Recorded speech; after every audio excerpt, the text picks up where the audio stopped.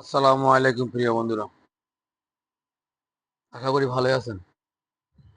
আপনাদের মাঝে আজ যে রোগটি সম্পর্কে বিস্তারিত আলোচনা করবো সেটা হলো গ্লোকোমা বা চোখের চাপ বৃদ্ধি। চোখের উপর অতিরিক্ত চাপ পড়লে সেই রোগটিকে আমরা গ্লোকোমা বলি। এই রোগটি একটি চোখের রোগ। আর জানাবো এই রোগটি কেন হয়, এই রোগটি হলে কি করণীয়, এই রোগটি হলে লক্ষণ কি এবং চিকিৎসা কি। তবে তার পূর্বে যারা আমার ভিডিওটি দেখছেন তারা ভিডিওর নিচে ফলো বাটনে চাপ দিয়ে সাথে থাকুন, যাতে নতুন নতুন রোগ সম্পর্কে বিস্তারিত জানতে পারেন। তো চলুন শুরু করা যাক। গ্লোকোমা বা চোখের চাপ বৃদ্ধি কোনো কারণে চোখের ভেতরের চাপ বৃদ্ধি পেলে, চোখে ব্যথা হলে, লাল হলে এবং হঠাৎ দৃষ্টিশক্তি হ্রাস পেলে, অর্থাৎ দৃষ্টিশক্তি চোখের দেখার ক্ষমতা কমে গেলে, দৃষ্টিশক্তি হ্রাস পেলে একে চোখের চাপ বৃদ্ধি বা গ্লোকোমা বলে। এ রোগে অন্ধত্বের সংখ্যা অনেক বেশি। এ রোগে অনেক সময় অন্ধত্ব, চোখ অন্ধ হয়ে যেতে পারে। এ রোগের লক্ষণ কি?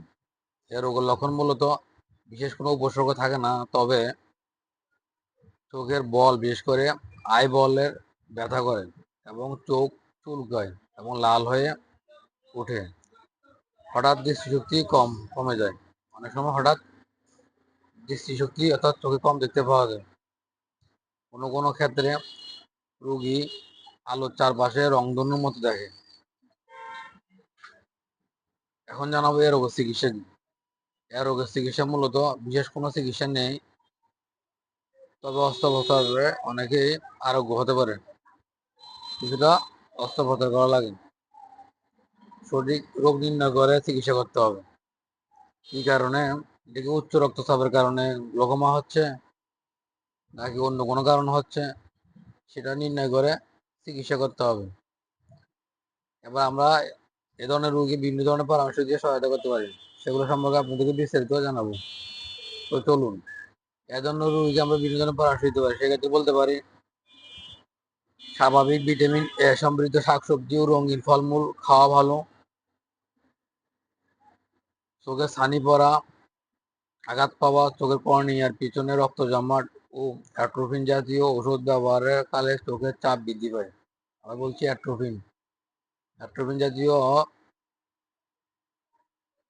চোখের ওষুধ ব্যবহারের কারণে চোখের চাপ বৃদ্ধি পায়, তাই এগুলো ব্যবহার থেকে পরিহার করতে হবে এবং প্রয়োজন হলে চক্ষু চিকিৎসকের পরামর্শ নিতে হবে।